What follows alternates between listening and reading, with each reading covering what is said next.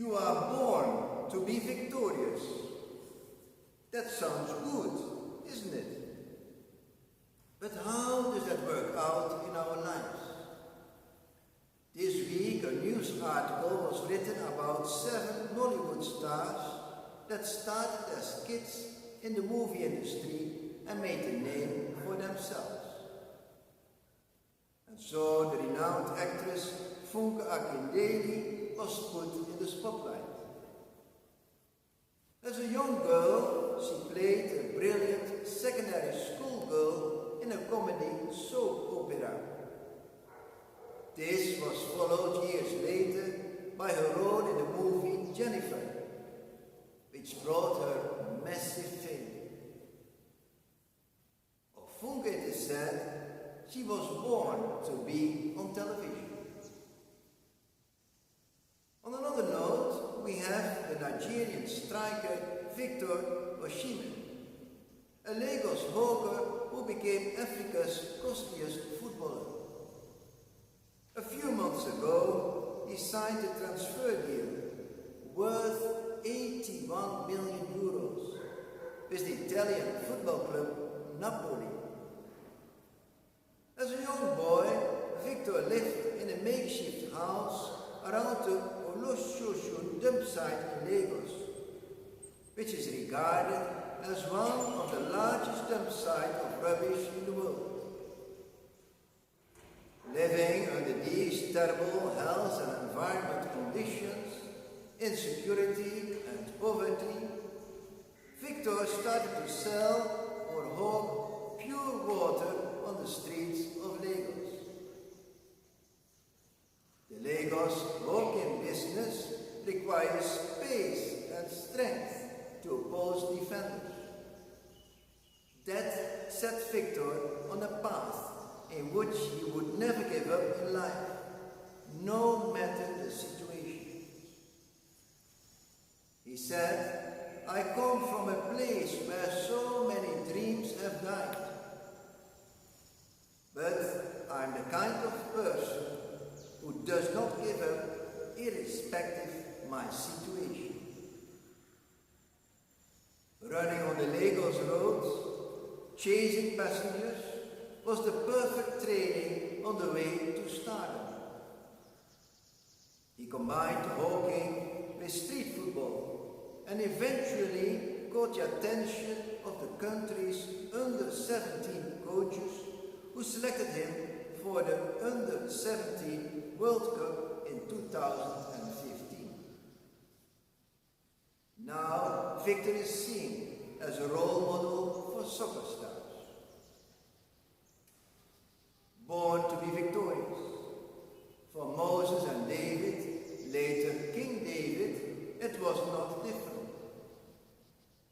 Moses, looking after the flock of his father-in-law, Jethro, met the burning bush, where Yahweh said to Moses, "I am sending you to bring my people, the Israelites, out of Egypt." And we know how Moses led the people of Israel, not in, but to the promised land. The young David too was looking after the sheep. And then Yahweh told the prophet Samuel, "I have found myself a king. It is David. Go and anoint him with oil." And the Spirit of Yahweh ceased on David from that day onwards. Having listened to these life stories and victories, we also know how Funke, Victor, Moses and David had their weaknesses and even failures. But that did not prevent them from any victory. This brings us to the 10 maidens who took their lamps and went to meet the bridegroom. It was only those who had extra flasks of oil with them who ultimately met the bridegroom. The oil here is not just the gift or talent received. It is also the wisdom how to use the gift or talent. Using wisely your gift or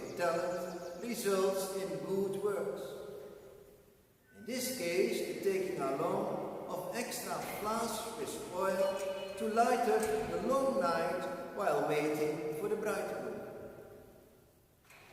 This waiting is not pointless, for the wise maidens, with faith, deep faith, were waiting that the bridegroom would come, and then they could join the celebration. Funke, Victor, Moses and David, they all had their gifts and talents. That in itself did not make them victorious.